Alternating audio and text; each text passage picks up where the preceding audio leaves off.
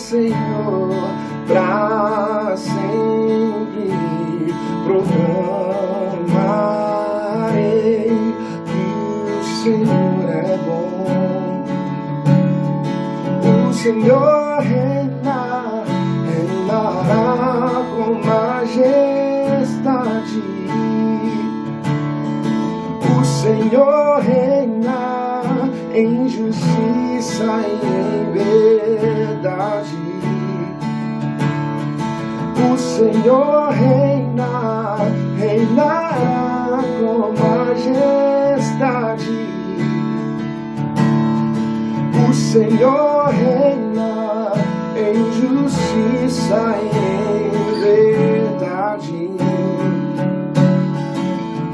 O Senhor é bom, o Senhor é bom, a misericórdia dura para sempre. O Senhor é bom, o Senhor é bom, tua misericórdia dura para sempre. O Senhor reinará com majestade. O Senhor reina em justiça e em verdade. O Senhor é bom, o Senhor é bom, tua misericórdia dura para sempre.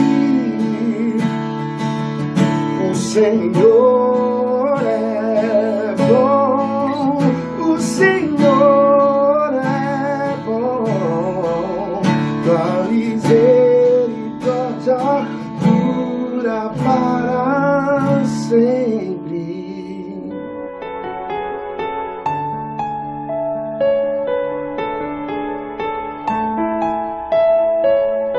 Graça e paz, irmãos, graça e paz, povo de Deus, povo abençoado. Eu quero deixar aqui com meus irmãos uma pequena palavra daquilo que Deus tem falado ao meu coração. E o tema de hoje, que eu quero compartilhar com meus irmãos, é sobre fé. Fé sem interferência. Será que nós estamos tendo uma fé sem interferência? Uma fé que está ligada diretamente ao trono de Deus? Uma fé racional? Uma fé pensante? É sobre isso que eu quero falar hoje aqui com os meus irmãos. Peço àquele que puder, abra a palavra do Senhor, lá em Isaías 38, leremos do versículo de 1 a 5.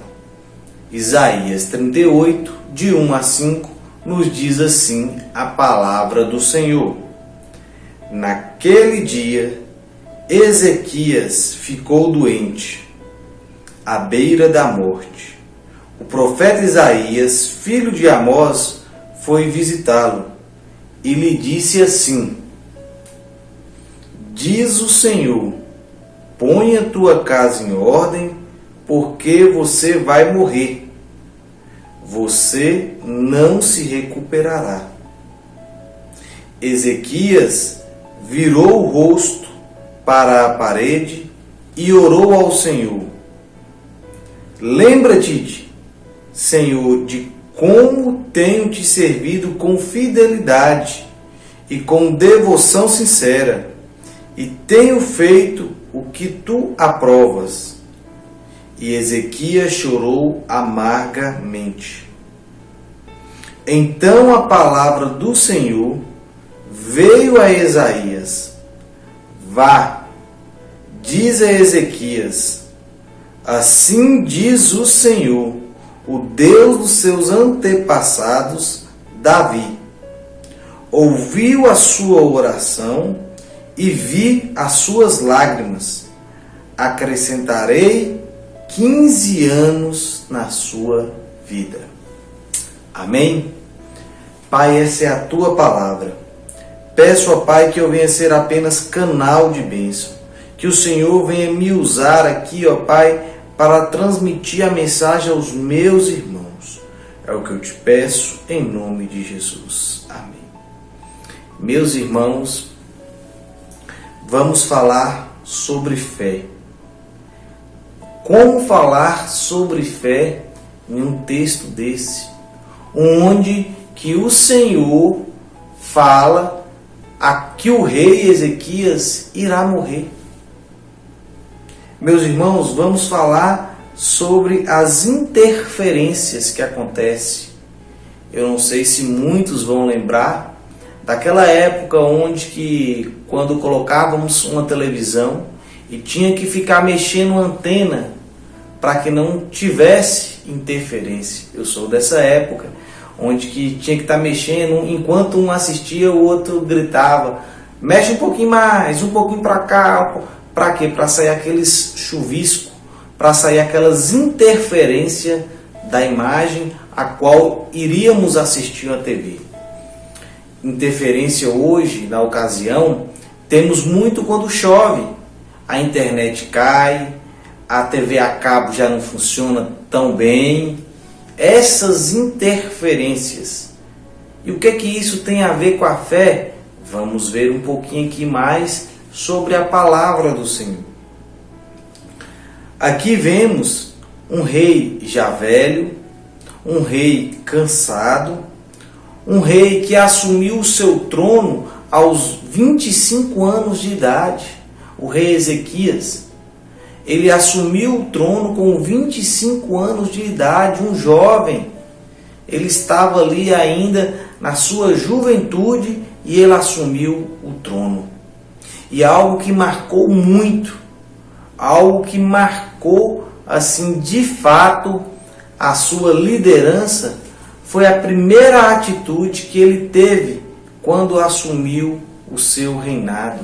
Ele pegou um país a qual ele iria governar, volto a dizer, aos 25 anos de idade, um jovem pegou um país quebrado, um país sem estrutura, um país sem saúde, que o povo estava com a saúde muito debilitada, um país sem segurança, porque os seus exércitos estavam fracos. Qual foi a primeira atitude do rei Ezequias?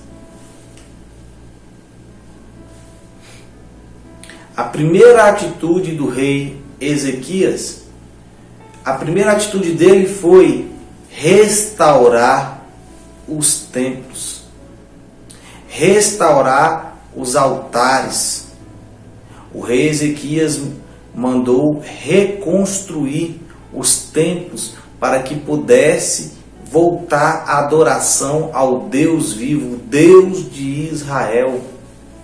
O rei então manda derrubar os deuses de Baal, manda derrubar todas as estátuas, manda derrubar todos os templos e reconstruir o templo ao Deus verdadeiro.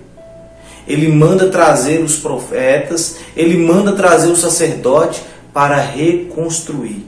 Imagine só, um rei novo, jovem, restaurando a adoração, restaurando a adoração com Deus verdadeiro. E o profeta Isaías, um grande homem de Deus, junto com o rei Ezequias, também um grande homem de Deus. Eu imagino que o rei Ezequias estava aqui deitado em sua cama, muito debilitado, com a sua saúde muito debilitada, porque a Bíblia relata que o profeta, ele veio ali, o profeta Isaías, ele veio visitar o rei. E quando ele chega, no decorrer do texto que lemos, vemos que o rei, ele vira de lado, ele está deitado, ou seja, a saúde muito fraca. E saúde é tudo, meus irmãos. Uma pessoa sem saúde, ela não é nada, pois precisamos ser saudáveis, precisamos de saúde para poder levantar, trabalhar e trazer o sustento para a nossa casa. Precisamos de saúde. Sem saúde nos tornamos uma pessoa debilitada, como é o caso do rei aqui. Volta a dizer o profeta Isaías, homem de Deus, o rei Ezequias, homem de Deus, os dois homens de Deus juntos. Então o profeta Isaías fala ao rei Ezequias algo muito difícil de ouvir. Muito difícil de ouvir. Ninguém quer ouvir que vai morrer. E a ordem de quem dá essa ordem para o profeta falar é Deus, o autor e consumador de toda a fé. Deus vivo, o Deus que dá a vida e que tira. E Deus manda dizer para o rei Ezequias que ele irá morrer. Quem quer ouvir essa palavra? Ninguém quer ouvir essa palavra, pois é muito difícil lidar com essa situação, pois nós o tempo todo fomos treinados para a temporalidade da vida, lidar com as perdas. Nós não somos treinados para isso. Como eu gosto de dizer e sempre cito, Eclesiásticos 3, há um tempo de nascer, há um tempo de morrer, há um tempo de plantar, há um tempo de colher, há um tempo de alegria, há um tempo de choro também. Só que muitas das vezes no decorrer da nossa vida nós não somos treinados a perder, nós somos treinados a só ganhar, a só ter. Devemos ver o outro lado da moeda também. Nós não somos treinados para perca. Onde podemos ver isso? Em toda a situação da nossa família existe uma desconstrução. Até um ponto da vida você constrói. Chegou um ponto da sua vida que você começa a desconstruir. Como assim, pregador? Como assim? Eu não estou entendendo. Até um certo ponto, quando você é jovem, você namora, você casa, até esse momento você está construindo. Depois que você tem filhos, começa o processo que temos que entender de desconstrução. Porque enquanto você é um casal, quando você casa com a sua esposa ou com o seu marido, você constitui, você constrói um lar. Só que muitas das pessoas não entendem que esse lar construído gera-se filho. E quando gera-se filho, vai começar um processo de desconstruir. O que é isso? Eu vou explicar. É simples. Temos que entender que os nossos filhos, eles vão crescer, eles vão casar, eles vão ter a família deles também. Muitos pais hoje vivem a síndrome do ninho vazio, onde cria o filho para si, cria o filho com a ideia onde que ele nunca vai partir. Devemos cortar o cordão umbilical, porque quando ele constituir a família dele, a família irá crescer. Porém, você vai ficar velho, você vai começar a perder a visão, você vai começar a cair os dentes. Desconstrução do corpo, da matéria. Mas a nossa alma, ela é eterna. Devemos entender isso. Que todos nós temos esse processo. O processo de nascer e o processo de morrer. Só que muitos só querem viver. Não querem a parte ruim. A flor, a rosa, ela tem um cheiro maravilhoso. Ela é linda, porém ela vem com espinhos. Devemos entender. Como eu disse, uma palavra muito forte, algo que ninguém quer ouvir, você vai morrer. E o que podemos fazer para mudar algumas situações em nossa vida? É um texto que eu fico muito esplêndido com a sabedoria desse texto. Quando ali o rei Observa o rei Ezequias, observa aquelas palavras. Ele não saiu gritando, ele não saiu chorando, ele não saiu espraguejando. Deus, cadê você? Deus, por que eu vou morrer? Não, pelo contrário. A atitude que ele teve mudou a atitude de Deus.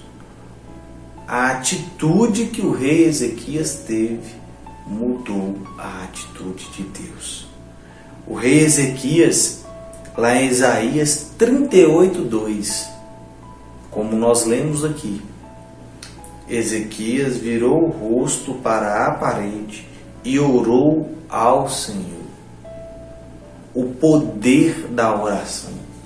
Meus irmãos, para você ter uma fé, onde que essa fé é uma fé que não tem interferência, devemos entender o poder da oração. A oração é algo muito poderoso. Você até tolera um filme com a imagem ruim, mas um filme com um áudio ruim, a gente não tolera. Ou seja, a oração, ela tem que estar um áudio excelente para Deus. Nós devemos orar. Para termos fé, devemos orar. E a oração, ela tem um poder tremendo. Ela tem um poder grandiosíssimo. O que ele recebeu foi uma imagem ruim com aquela informação. E com aquela informação ele pegou o som da sua voz e orou ao Senhor. O que devemos fazer? O que significa virar para a parede como o rei Ezequias fez? Volto a dizer, por esse escrito, que ele virou-se para a parede. Entende-se que ele estava deitado. Ele não conseguia levantar. Ele foi acometido de uma doença. Eu não sei precisar aos irmãos qual o tipo de doença, qual doença era, mas de fato era para a morte, porque a própria palavra diz, ele estava doente para a morte. Então o que ele fez? Orou. Simplesmente ele orou. Ele teve uma fé que não tinha interferência. Porque quem falou para ele que ele iria morrer foi o dono da vida. Uma coisa é quando os médicos falam, você já chegou no limite, você irá morrer, não tem mais solução, aqui é só Deus. Porém, ele recebeu uma palavra de Deus que ele iria morrer. Que para ele já tinha dado, põe a sua casa em ordem. Então, meus irmãos, entendam uma coisa, devemos orar com a fé inabalável. Lá em João 14:13 nos diz assim a palavra do Senhor: tudo quando pedires em meu nome eu farei, para que o Pai seja glorificado. Entende uma coisa, meus irmãos, quando nós oramos com fé, uma fé sem interferência, e pedimos algo em nome de Jesus, para glorificar Ele, e não nós mesmos, o Pai, para que o Pai seja glorificado no Filho, Deus irá responder. Foi o que aconteceu aqui com o rei Ezequias. Ele orou a Deus e pediu em nome de Jesus, tudo quando pedires. A Bíblia não fala que é uma parte aqui. Deus vai fazer algumas coisas que eu pedi, não. Tudo quanto pedires em meu nome farei, para que o Pai seja glorificado. Tem mais. João 16:23 nos diz assim: e naquele dia me perguntarei, na verdade vos digo, que tudo quanto pedires ao meu Pai, em meu nome, Ele vos há de dar. Aqui quem está falando é o próprio Jesus. Tudo aquilo que nós pedirmos ao Pai, a Deus, Ele irá nos dar. Mas temos que pedir algo para Deus para que engrandeça o nome dEle, não as coisas para nós. Tudo quando pedimos em nome de Jesus, isso iremos conceder. Se tivermos uma fé sem interferência, uma fé inabalável. Vai vir dias fáceis? Vai. Vai vir dias difíceis? Também vai. O problema é que nós só glorificamos a Deus, só estamos junto de Deus quando as coisas estão boas. E quando as coisas estão difíceis? Devemos buscar também. Por que que tem muitas pessoas que não saem da prova, que não saem da dificuldade, que só vivem na luta? Porque o dia que ela sair da luta, ela esquece de Deus. O dia que ela chegou os dias bons, ela esquece, ela abandona a fé.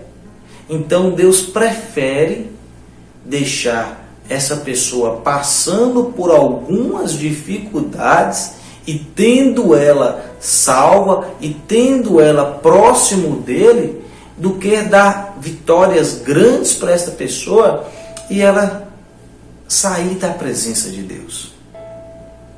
Isaías 38:3 nos diz assim a palavra do Senhor: lembra-te de mim, Senhor, de como tenho te servido com fidelidade e com devoção sincera.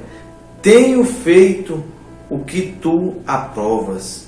E Ezequias chorou amargamente. O que eu quero dizer aqui, meus irmãos, esse texto que lemos no início. Esta foi a oração simples do rei Ezequias. Lembra-te de mim, Senhor, de como tenho te servido com fidelidade e devoção sincera. Ele não dá uma ordem para Deus, entendam isso. Ezequias, ele não dá uma ordem para Deus, ele simplesmente fala com Deus na sua oração. Lembra, Senhor, de como eu tenho te servido. Lembra, Senhor, que eu não sou uma pessoa de duas caras.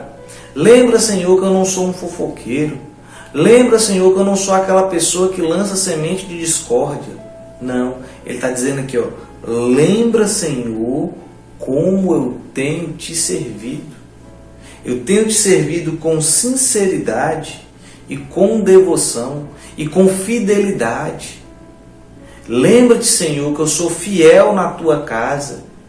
Lembra-te, Senhor, de mim. O que Deus lembra de você? Se acontecer algo e você pode dizer: Senhor, lembra-te de mim, ó Pai, do que eu tenho feito. O que temos feito para que o Senhor possa lembrar-nos de nós?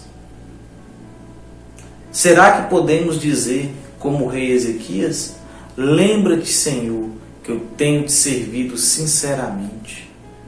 Ou será que quando fizermos esta oração, lembra-te, Senhor, o Senhor vai olhar e falar assim: lembrar de que você não tem sido fiel? Lembrar de que você não tem sido sincero? Lembrar de que você tem envergonhado o meu nome? Nós devemos ter uma fé irrepreensível, sem interferência. Nós devemos buscar uma fé sem interferência. O rei Ezequias diz: lembra-te de mim, Senhor. Lembra do tempo que aos meus 25 anos eu derrubei todos os ídolos de Baal e reconstruí os templos. Lembra-te, Senhor, que eu te buscava. Lembra-te, Senhor, quando muitas pessoas me perguntavam como está. Eu dizia: não, estou bem, mas por dentro estava acabado, mas estava bem, permanecendo e buscando a tua palavra. Lembra-te, Senhor. Por isso é importante guardar o coração. Nós devemos guardar o nosso coração, porque tudo começa em nosso coração. Em Provérbios 23, 26, nos diz assim: meu filho, dê-me o seu coração, mantenha os seus olhos em os meus caminhos. Nós devemos manter os nossos olhos no caminho do Senhor e devemos guardar o nosso coração, para que ele não venha ser cheio de soberba, para que ele não venha ser cheio de ira, para que ele venha ser um coração bom. Em Mateus 15, 19 também nos diz assim: pois do coração saem os maus pensamentos, os homicídios, os adultérios, a imoralidade sexual, os roubos, as falsas testemunhas e as calúnias. Então tudo gera no seu coração, no meu coração. Sai do nosso coração o desejo de matar, o desejo de roubar, o desejo de caluniar. Será que uma pessoa com coração, com esses desejos, quando virá para o Senhor e falar assim: lembra-te, Senhor, de mim, será que o Senhor irá lembrar? Qual tem sido o seu impossível? O impossível do rei Ezequias aqui era a vida. Porque quem deu a vida falou com ele que o tempo dele estava encerrado. Qual tem sido o seu impossível? Será que o seu impossível é uma dificuldade financeira? O seu impossível hoje é o seu filho perdido? O seu impossível hoje é o seu pai? É a sua mãe? É a sua esposa? É o seu marido? Eu não sei qual tem sido o seu impossível hoje, mas eu sei de uma coisa: quando temos uma fé sem interferência, uma fé firmada, onde que quando pedimos a Deus, Deus irá nos atender.